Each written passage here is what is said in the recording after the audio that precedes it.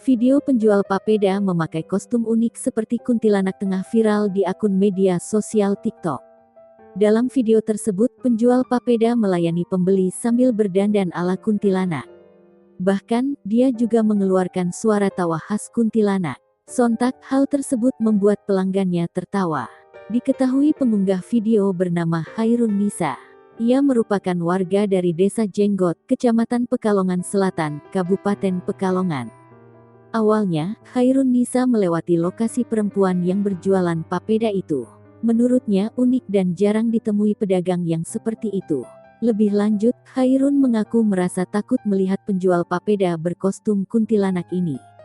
Diketahui, penjual papeda berkostum kuntilanak bernama Lia. Setiap Senin malam, ia berjualan di Jalan Raya Pakis Putih, Kecamatan Kedungwuni, Kabupaten Pekalongan. Selanjutnya, pada hari-hari biasa berjualan keliling.